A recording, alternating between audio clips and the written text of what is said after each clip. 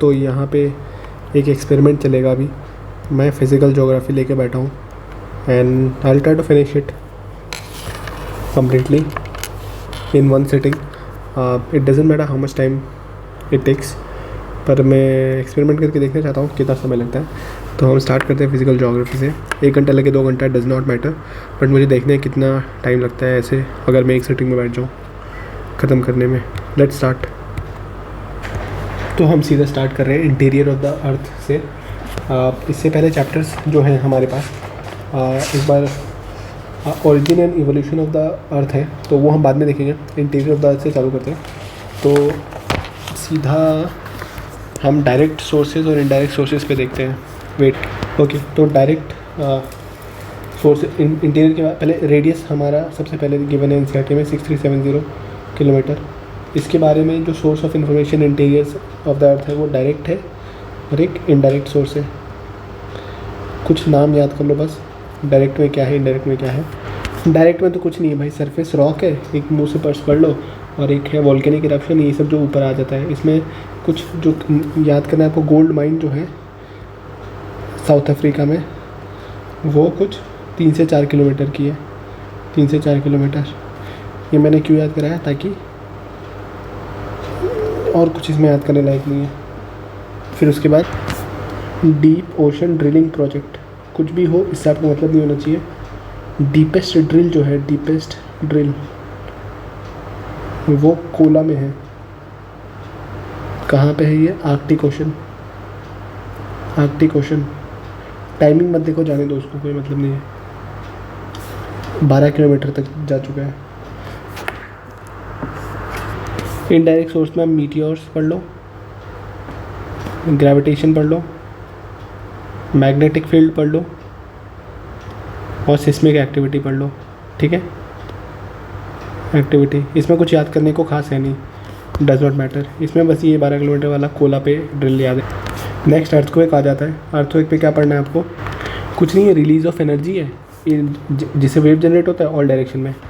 Release of energy along a fault होगा, along a fault, ये तो पता ही होगा, इसको याद करने को कुछ है नहीं खास। हर एक लाइन लिखा हुआ है कि the overlying rock strata press them, friction locks them, मतलब फ्रिक्शन उसको लॉक करके रखता है, पर जब however the tendency to move about at some point time overcomes a friction. बस इसमें एक चीज़ आपको याद करना है, ये जहाँ से एनर्जी रिलीज करता है उसको फोकस या हाइपोसेंटर कहते हैं, और इस पॉइंट को कहते हैं एपिसेंटर। बस ये याद करना, इस पर ज़्यादा नहीं एक्सप्लेन करूँगा, वीडियो लंबा। और एक ये बात है, नेचुरल अर्थक्वेक जो होता है वो सारे लिथोस्फीयर में होते हैं, ये पता होना चाहिए आपको। लिथोस्फीयर कितना होता है? 200 किलोमीटर ऑलमोस्ट। एक इंस्ट्रूमेंट पता होना चाहिए, सिस्मोग्राफ, जो कि रिकॉर्ड करता है वेव्स को, अर्थक्वेक वेव्स को। अब यहाँ बात वेव्स की है, तो ये 2 टाइप का होता है, एक बॉडी वेव्स, एक सरफेस वेव्स।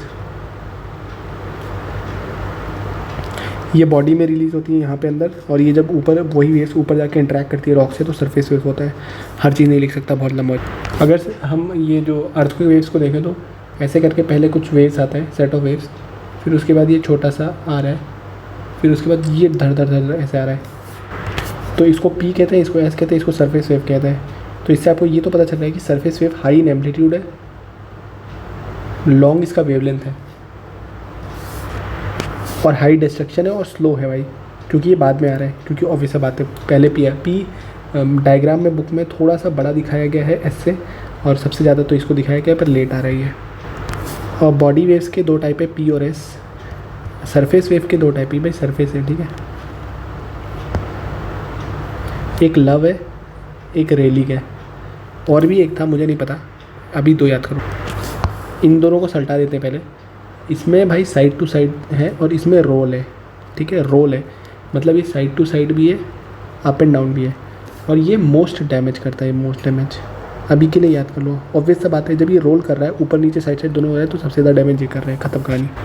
दोनों की स्पीड देखो भाई, इसका 8 से 9 किलोमीटर पर सेकेंड है, सेकेंड, इसका 4 से 5 है। ऑब्वियस सा बात है, पी पहले आ रहा है भाई। ये साउंड वेव जैसा है, मतलब ट्रांसवर्स, और ये लॉन्गिट्यूडनल वेव्स जैसा है, ठीक है। नहीं सॉरी भाई, साउंड वेव लॉन्गिट्यूडनल होता है, ये ट्रांसवर्स होता है। मतलब ये ऐसे चलेगा और ये परपेंडिकुलर, इसका जो पार्टिकल्स है वो परपेंडिकुलर टू द डायरेक्शन। ये डेंसिटी डिफरेंस क्रिएट करेगा, बेसिकली स्ट्रेच होगा मटेरियल में, सब पता ही है तुम्हें। सॉलिड में फास्ट होगा, लिक्विड में उसके पास उसके ज़्यादा गैस में होगा। इसको याद करने का ट्रिक पता है क्या है कि एस से सेकेंडरी वेव, लेकिन एस से वो नहीं होगा, साउंड वेव दूसरे में हो जाएगा, उल्टा होता है। एस से साउंड वेव जैसा मतलब लॉन्गिट्यूडनल वो पी में होगा, ना कि एस वेव में होगा, उल्टा होता है यहाँ पे। और ये तीनों में चलता है, ये खाली सॉलिड में चलता है, ये याद रखना चाहिए। क्योंकि भाई वो ऐसे जो वेव बनाने के लिए भाई लिक्विड और वो सब नहीं बना पाएगा गैस, खाली सॉलिड बना पाता है। ये तो पता नहीं बना पाता है नहीं बनाता जो भी हो, लेकिन इसके वजह से एक प्रॉपर्टी है, इसके वजह से ना हमें साइंटिस्ट को हेल्प मिलता है अंडरस्टैंड करने में structure of interior of the अर्थ। क्योंकि आप देखोगे एस वेव का ना थोड़ा सा ज़्यादा वो हो जाता है, यहाँ पे लिक्विड होता है अंदर ना, तो ये नहीं जा पाता है, जिसकी वजह से हमें स्ट्रक्चर पढ़ने में अच्छा मिलता है, मदद पता है। आपको पता है क्या है, हर चीज़ नहीं पता चलती। आप भाई शैडो जोन पढ़ लो थोड़ा सा, ये छोटा सा, सीधा पढ़ो, कहानी मत कहो, ठीक है। पी वेव का जो शैडो जोन है वो 105 से 145 के बीच में, यहाँ पे पी वेव नहीं रिकॉर्ड होता है। एस वेव तो ये पूरा ही रिकॉर्ड नहीं होता है, मतलब यहाँ रिकॉर्ड हो रहा है, ये यहाँ रिकॉर्ड हो रहा है और यहाँ भी रिकॉर्ड हो रहा है, मतलब पी वेव अंदर से पास हो रहा है, देखो लिक्विड से पास हो रहा है, पर वो हल्का सा डिफ्लेक्ट होकर इसलिए यहाँ पे नहीं आ रहा है। यहाँ तो लिक्विड अंदर है तो जा ही नहीं रहा है, ये याद कर लो। और इससे हो सकता है शायद ये आउटर को लिक्विड हो, मेरे ख्याल से, आई गेस। फिर टाइप्स ऑफ अर्थक्वेक है, कोई फ़र्क नहीं पड़ता भाई, इसमें 2-4 लिखा हुआ है कि mining earthquake, collapse earthquake, large reservoir, volcanic और पता नहीं क्या क्या फालतू चीज़। फिर यही अर्थक्वेक का लास्ट यहाँ पे मेजरिंग कर लो यार। 2 स्केल है, रिक्टर और मर्केली, ये मैग्नीट्यूड, ठीक है, मेजर करते हैं, और ये इंटेंसिटी। बस ये याद रखना, एम से मर्केली है तो इंटेंसिटी इससे नहीं होगा, उल्टा होता है इसमें भी।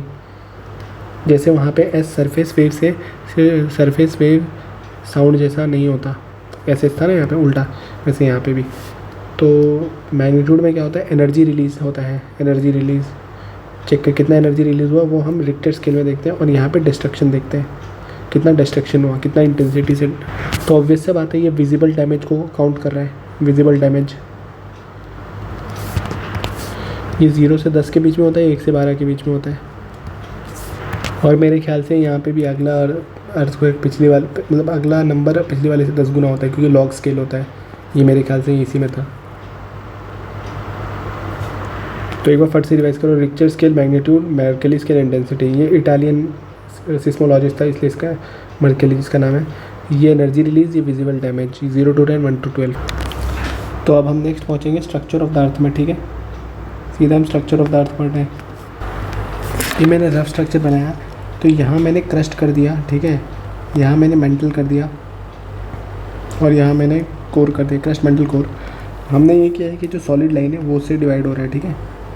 अब ये जो डॉटेड लाइन है ये अपर लोअर के लिए, मतलब ये अपर क्रस्ट लोअर क्रस्ट, ऐसा देख लो, समझ जाओ, अपर क्रस्ट लोअर क्रस्ट, ये अपर मेंटल लोअर मेंटल, ठीक है, ये आउटर कोर, ये इनर कोर, ठीक है। क्योंकि इससे फिर डिसकंटिन्यूटीज़ आप पढ़ते हो कैसे, एक बार यहाँ लिख देता हूँ फिर से, कोमो रेगुले, जैसे को मो, यहाँ नहीं आएगा, यहाँ आएगा डॉटेड में, रेग्यूले।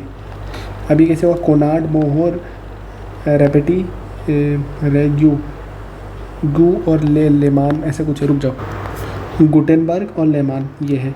तो एक काम करता हूँ, मैं इसको यहाँ से काट के कोमो रेगुले को यहाँ फिट कर देता हूँ।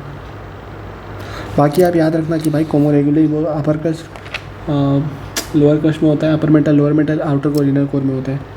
बाकी तो फाइन है, वो डॉटेड लाइन्स में होता है। ये एक बस एक याद रखना, मेंटल में ना एक और डिवीजन यहाँ जाता है जिसके आगे ये एस्थेनोस्फेयर होता है, एस्थेनोस्फेयर, इसलिए मैंने इसको ऐसे कर्व करके दिखाया, बाकी किसी में नहीं है, बस इसी मेंटल में है। तो ये जो अब यहाँ के जो ऊपर बन जाएगा ना, इसे लिथोस्फेयर कहते हैं। मतलब जो क्रस्ट और अपर मेंटल का, ये अपर मेंटल तो ये पूरा है, लेकिन अपर मेंटल का भी अपर पार्ट, उसे ही हम लिथोस्फेयर कहते हैं। आपको डिस्टेंस याद करना है तो आप याद कर लो, 6370 तो यहाँ का बना दिया था मैंने,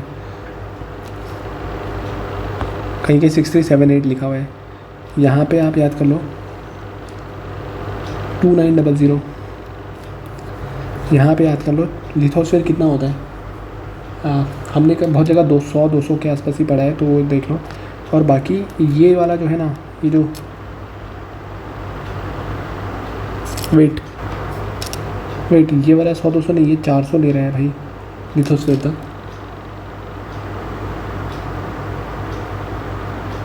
एक सेकेंड, सारा गलत हो गया ब्रो, सब गलत हो गया। एस्थेनोस्फीयर ऊपर वाला नहीं है, एस्थेनोस्फीयर नीचे वाला है। वही मैं सोचूं, एस्थेनोस्फीयर लिक्विड पार्ट, लिथोस्फीयर कभी लिक्विड कैसे हो सकता है यार। तो ये लिथोस्फीयर 100-200 सही में बोल रहा था, लेकिन एस्थेनोस्फीयर तक 400 है, ठीक है। तो ये जो upper portion of the upper mantle है और क्रस्ट, ये मिला के लिथोस्फीयर बनता है। और अपर मेंटल में ही जो लोअर पार्ट है वो एस्थेनोस्फीयर है, और नीचे ही लोअर मेंटल है, ये फेयर है। और ये 400 है, ये 200, 2900, ये 670, ये 5100 के आसपास है। कोई मैटर नहीं करता, हर चीज़ रटोगे तो टाइम नहीं, इतना मेमोरी भी नहीं है। यहाँ पे ना जो बाहर वाला है आउटर कोन, ये लिक्विड है, ये लिक्विड है। इसीलिए आप देखते हो जब वहाँ पे वो बनाते हो ना, तो यहीं से वो एस वेव का निकलता है। अगर ये नहीं होता तो ऐसे करके ऐसे अंदर से निकलता है, जबकि वो बाहर से निकल जाता है। समझ गए होगे क्या बोल रहा हूँ। बाकी मैंने नहीं बताया, बाकी सब सॉलिड ही होगा ऑब्वियसली। ये थोड़ा सा सेमी सॉलिड प्लास्टिक टाइप का है ब्रो। जस्ट एक डायग्राम रट सकता हूँ मैं, इसको मिटा भी दूँगा, कन्फ्यूजन ही होगा बाद में। यहाँ पे जो लिखा हुआ है ना, मैंने इसका कंसेप्चुअल अंडरस्टैंडिंग भी लिया था, पर अब भूल चुका हूँ। ये नाइफ है, ये सीमा है, ये सियाल है, और ये भी सीमा है। मतलब जो ओशनिक क्रस्ट है, आप देखो वो सीमा है, और नीचे वाला भी सीमा है। जो कॉन्टिनेंटल क्रस्ट है वो सियाल बना दिया। और ये बताया कि oceanic crust is obviously thinner, मतलब वो तो थिन है ना भाई, ये तो थिन है, मतलब ये तो थिकर है कॉन्टिनेंटल क्रस्ट। लेकिन जो डेंसर है ना वो ओशनिक क्रस्ट है। डेंसर बोलोगे कौन सा है तो ओशनिक क्रस्ट है, लेकिन थिकर बोलोगे तो कौन सा है, वो कॉन्टिनेंटल क्रस्ट है। ये डेंसर क्यों है, क्योंकि इसमें सीमा है। ऐसा याद कर लो भाई, पता नहीं है क्या है, ठीक है, मतलब बेसिक अंडरस्टैंडिंग काफ़ी है ब्रो। वहाँ पे थिकनेस भी दिया हुआ है सबका क्रस्ट मेटल कोर का, पर मुझे नहीं लगता मुझे लिखना चाहिए। अगर मैं क्रस्ट का बहुत जगह दिया हुआ है कि आप देख लो, बताया गया है कि कॉन्टिनेंटल क्रस्ट कहीं कहीं होता है 70 किलोमीटर, और ओशनिक क्रस्ट होता है 3-5 किलोमीटर। ये तो बेसिक है यार। पहली बात तो कॉन्टिनेंटल 70 हो सकता है, क्योंकि भाई लिथोस्फीयर 100 है, तो 100-200 है, तो उससे थोड़ा कम ही होगा, क्योंकि अपर पार्ट ऑफ द वो हट जाएगा। उसके बाद कॉन्टिनेंटल क्रस्ट तो पतला ही है, हल्का सा यहाँ लिख दो continental crust, oceanic crust 5 kilometre, continental crust मतलब 30 भी हो सकता है, 70 भी हो सकता है, कुछ भी हो सकता है। ये इतना वो नहीं, याद मत करो। डेंसिटी बहुत जगह कन्फ्यूजन होता है बार बार, तो याद कर लो। ये 2.7 दे रखी है ग्राम पर सेंटीमीटर क्यूब।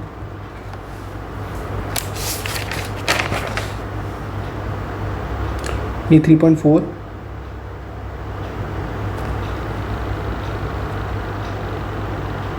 ये 5 से 13 के बीच में है। ऑब्वियसली आप देख लो, मतलब चालू होता है यहाँ से 5 से, और बढ़ते बढ़ते बढ़ते 13 हो जाता है। पर आप कहोगे कि भाई ये डेंसिटी इतना हाई है तो लिक्विड कैसे है, क्योंकि भाई टेम्परेचर बहुत हाई है ना। बाद में टेम्परेचर को डेंसिटी फिर ओवरकम कर जाता है प्रेशर यहाँ पे, तो फिर इसलिए सॉलिड हो जाता है। और हाँ, ये तो पता ही होगा, एस्थेनोस्फीयर जो है सोर्स ऑफ मैग्मा है। ये भी गिवन है कि भाई क्रस्ट जो है ब्रिटल इन नेचर है। ये किसको नहीं पता भाई, ब्रिटल है।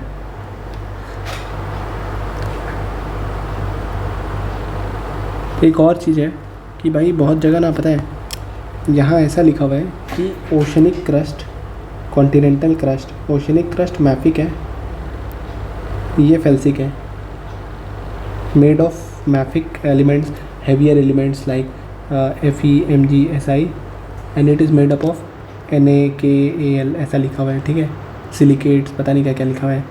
तो यहाँ लिखा हुआ है, रुक जा इसको हटा, तो यहाँ पे इसको लिखा हुआ है कि ये रॉक्स लाइक ग्रेनाइटिक, ये बेसाल्टिक है और ये ग्रेनाइटिक है।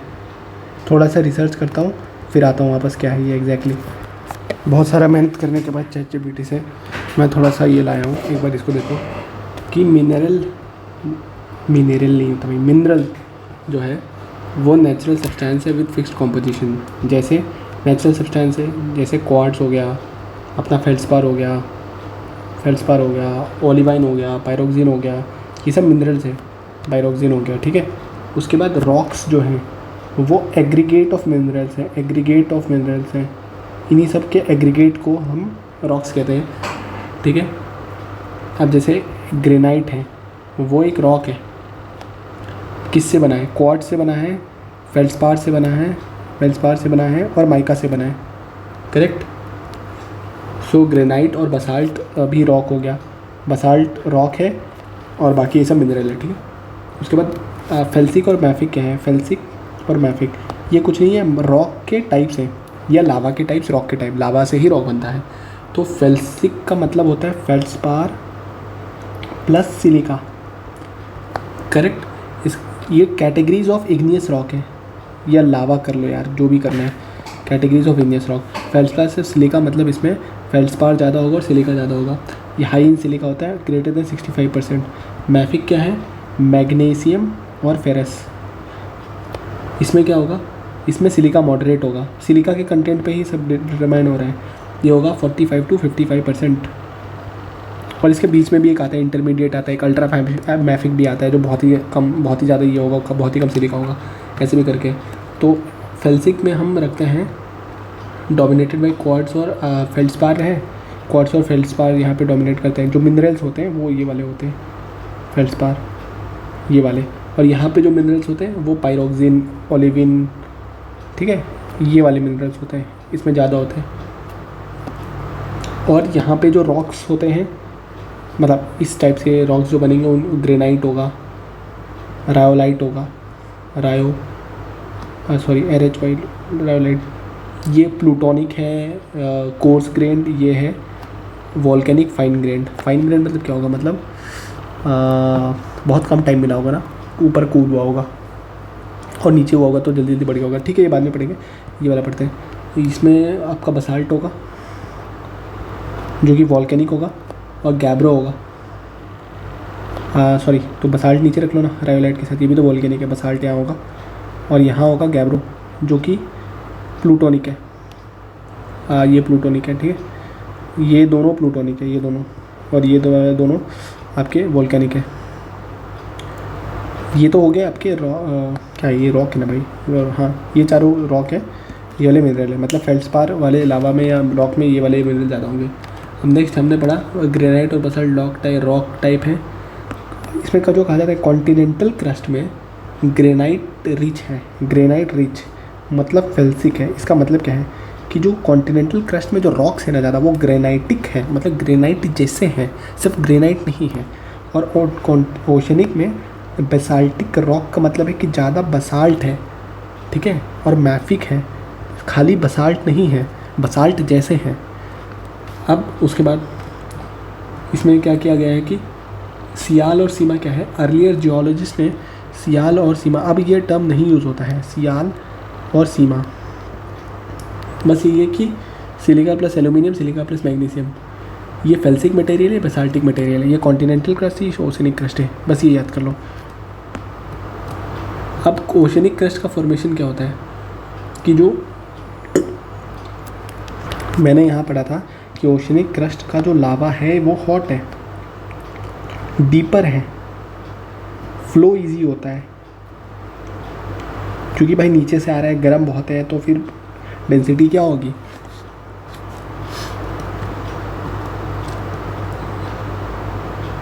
डेंसिटी छोड़, विस्कस तो ज़्यादा ही होगा, नहीं एक सेकेंड, विस्कस कम होगा, मोर फ्लूइड होगा, ये मोर फ्लूइड होगा भाई, मोर फ्लूइड होगा, तो विस्कोसिटी कम होगी। कॉन्टिनेंटल क्रस्ट में विस्कोसिटी हाई होगी, मतलब फ्लो कम करेगा, फ्लो लेस होगा, क्योंकि ये ऊपर से ही आ रहा है, ठीक है, ज़्यादा डीप नहीं है, और ये रिपीटेड क्या बोलते हैं रिसाइकलिंग, इसमें रिसाइकलिंग और मेल्टिंग हो रहा है, रिसाइकलिंग और मेल्टिंग हो रहा है, कैसे, क्योंकि यही तो मेल्ट होके वापस बन के आ रहा है, तो यहाँ पे सिलिका कंटेंट हाई हो जाता है, यही जाके जब क्रस्ट ही जाके मेल्ट होगा तो सिलिका हाई हो जाएगा, फिर वो आता है ऊपर, जिसके कारण क्या हो जाता है, ये थोड़ा विस्कस हाई हो जाता है और फ्लो कम करता है, और ये ज़्यादा हॉट भी नहीं होता है क्योंकि ये ऊपर से आता है, इसका लावा का टेम्परेचर भी लो होता है, बस इतना पढ़ लो और ज़्यादा नहीं ज़रूरत। इसका मैग्मा 1200 डिग्री सेल्सियस होता है, इसका 900 होता है, मेरे ख्याल से इतना काफ़ी है, बाकी थोड़ा सा अपन वहाँ देख लेंगे, क्या बोलते हैं उसमें, जिसमें देख लेंगे जब रॉक्स वाला चैप्टर पढ़ेंगे, इससे अच्छा और नहीं हो पाएगा, लेकिन भाई मोटा मोटी समझ आ गया, फेल्सिक मैफिक समझ आ गया, मिनरल रॉक क्या होता है समझ आ गया, आपका कॉन्टिनेंटल क्रस्ट ग्रेनाइटिक होता है और ये बसाल्टिक होता है। हमने कॉन्टिनेंटल क्रस्ट और ऑर्डिनल क्रस्ट के बहाने हमने बेसिकली हमने क्या पता है, ये बेसिक लावा है और ये एसिडिक लावा का डिफरेंस है, ये भी आप देख लो, आगे यही पढ़ोगे। भाई एक क्वेश्चन है, जब अब वॉल्केनोज हम पढ़ने जा रहे हैं, मैग्मा जो होता है वो क्या होता है, इनसाइड होता है और लावा जो होता है वो होता है आउटसाइड।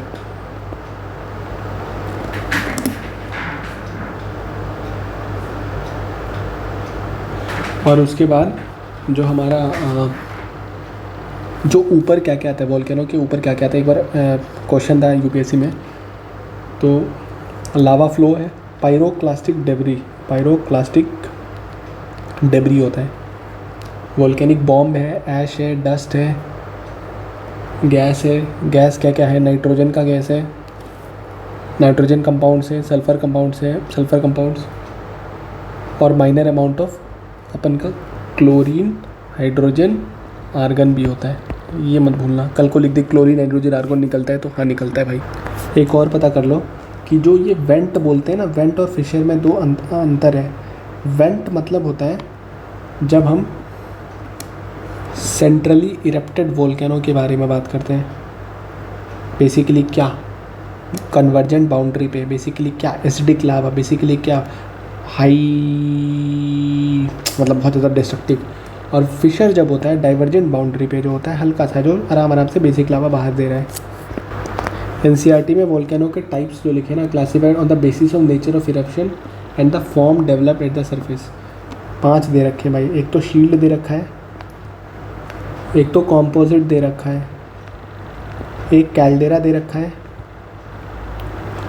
एक फ्लड बसाल्ट प्रोविंस दे रखा है, और एक MOR वोल्केनो दे रखा है, मिड ओशियनिक रिज वोल्केनो। मेरे ख्याल से यही दो काफ़ी है।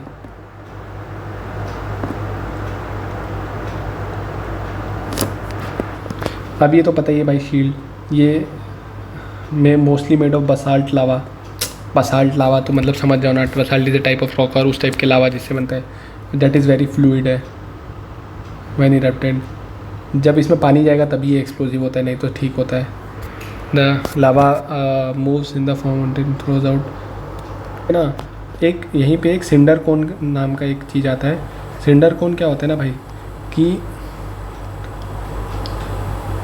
Accumulation of फाइनर particle around the volcanic band. जो यहीं पे शील्ड वोल्केनो में ही जब यहाँ पे फाइन पार्टिकल होता है तो उसे सिंडर कोन कह रहे हैं। एक बार के लिए बस ये समझ लो, शील्ड वोल्केनो से सिंडर कोन रिलेटेड है। कॉम्पोजिट भाई ये क्या है, इसका जो ये थोड़ा सा विस्कस होगा, इसका फ्लूइड नहीं होगा ज़्यादा। इसमें जो होगा कि भाई जो लावा है वो कूलर है। क्यों भाई, पता ही है, क्योंकि यहाँ वाला तो हॉट ज़्यादा था ना, यहाँ वाला हॉट। ये सब आप खुद सोचना पड़ेगा। अब ये विस्कस है, इसमें लेयर्स होते हैं, लेयर्स, तभी इसको कॉम्पोजिट कहते हैं अपन, ठीक है। या भाई तभी तो कॉम्पोजिट कहते हैं क्योंकि इसमें मल्टीपल इरप्शन होता है, ठीक है। वही आपको समझ में आ ही रहा होगा क्या बोलना चाह रहा हूँ। एग्जाम्पल जो मैंने लिखा है एनसीईआरटी में लिखा हुआ है, शील्ड का एग्जाम्पल हवाईयन आइलैंड लिखा हुआ है, और यहाँ पे एग्जाम्पल मैंने जो खुद से लिख रखा है कॉम्पोजिट का, वो लिखा हुआ है माउंट शास्त्रा कोटोपैक्सी लिख रखा है, और एक हुंड लिख रखा है, पता नहीं क्यों लिख रखा है, बस लिख रखा है, याद कर लो, ठीक है। हवाई वो वाला ज़्यादा इंपॉर्टेंट है, शास्त्रा कोटोपैक्सी हुंड। फिर कैल्डेरा क्या क्या पता, ये मोस्ट एक्सप्लोसिव है, मोस्ट एक्सप्लोसिव।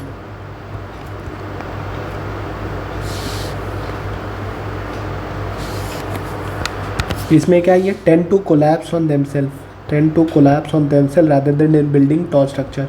बेसिकली क्या होता है पता है, एक क्रेटर होता है, ठीक है, क्रेटर जब ये कोलैप्स कर जाता है, बिग है, तो ये कैल्डेरा बन जाता है। यही कैल्डेरा है, और बहुत वायलेंट होता है, आपस में खुद ही कोलैप्स कर जाता है। उसका जो वोल्केनिक ये है, जो क्या बोलते हैं आप, मैग्मा चैम्बर है जहाँ से लावा आ रहा है, ये ना कि ह्यूज ही नहीं होता, सिर्फ इसका क्लोज विसिनिटी में भी होता है, ये भी आपको पता होना चाहिए। Due to big explosion caldera बन जाता है। फिर फ्लड बेसाल्ट, ये तो हाईली फ्लूइड होता है, हाईली फ्लूइड। ये भाई तो इतना फ्लूइड होता है कि शील्ड वाले से भी ज़्यादा फ्लूइड होता है, और लॉन्ग डिस्टेंस तक होता है, थाउजेंड्स ऑफ किलोमीटर तक होता है। डेक्कन ट्रैप्स यहाँ से बना है, इसी तरीके से महाराष्ट्र प्लेटू यहाँ से बना है।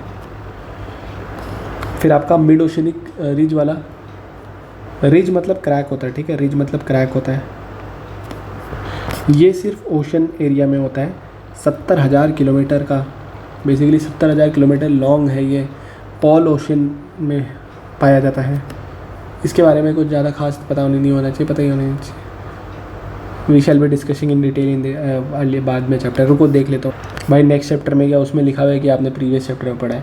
इसमें एक लाइन बस लिखा है कि interconnected chain of mountain system, ये longest mountain system on earth है, longest mountain system on earth, surface of earth, ठीक है। सरफेस मतलब भाई ओशन के अंदर भी सरफेस ही है। तो और यहाँ पे क्या होता है, यहाँ पे भाई हमेशा volcanic activity, intense volcanic activity होती रहती है, पता ही है। यहाँ से बेसिक लावा निकल रहा होगा। एक लावा का भी बाकी तो ये हो गया टाइप्स ऑफ वोल्केनो। लावा का 2 टाइप देख लो, एक बेसिक होता है, एक एसिडिक होता है। बेसिक में क्या होता है, यहाँ पे 1000 डिग्री होता है, ये 900 पता नहीं कितना भी डिग्री होता है। ये फ्लूइड होता है, ये विस्कस होता है, ठीक है। ये वाला डार्क कलर होता है, ये लाइट कलर होता है। ये रिच इन फेरस मैग्नीशियम ये सब होता है, ये रिच इन सिलिका एल्यूमिनियम ये सब होता है। 70 से 80%, बहुत ईजी है। अभी तक हमने टाइप्स ऑफ वोल्केनो देख लिया। कहाँ का देखा, shield, composite, caldera, flood, basalt, टेमोर। अब वोल्केनिक लैंडफॉर्म देखेंगे। वोल्केनिक लैंडफॉर्म, आधा घंटा हो चुका है, एक चैप्टर नहीं हुआ। अच्छी भाई, वोल्केनिक लैंडफॉर्म। इसमें भाई आप देख सकते हो एक्सट्रूसिव देख सकते हो और इंट्रूसिव देख सकते हो। अब सिर्फ मैं लिखूँगा कम, बाहर मैंने एनसीईआरटी में खाली इंट्रूसिव दिया हुआ है, एक्सक्लूसिव मैंने खुद लिख रखा है, पता नहीं कैसे। एक सेंट्रली लिख रखा है, सेंट्रली लेफ्ट है, एक फिशर लिखा है। फिशर में खाली मैंने MOR प्लेट्यू ऐसा कर दिया है, ठीक है। और सेंट्रली में मैंने एसिडिक बेसिक 2 कर रखा है। एसिडिक पर मैंने तो बताया था भाई, जो वेंट और पाइप जो फिशर है ना, वेंट मैंने बताया था इसमें होता है, फिशर किस में होता है, फिशर में और डाइवर्जेंट वाले में बताया था फिशर, ठीक है। एसिडिक बेसिक देख रखा है। बेसिक में मैंने शील्ड कोन बता रखा है। शील्ड कोन मतलब भाई ये सेंट्रली होता है क्या, पता नहीं यार, बसाल्ट निकल रहा है कैसे भी हो पता नहीं। एसिडिक होता है, सेंट्रली का मतलब देख लो भाई, सेंट्रली जो मैं बार बार बोल रहा हूँ उसका मतलब क्या है वो थोड़ा सा देखना पड़ेगा। एसिडिक में मैंने लिख रखा है कॉम्पोजिट कोन, ठीक है, कोई बात नहीं।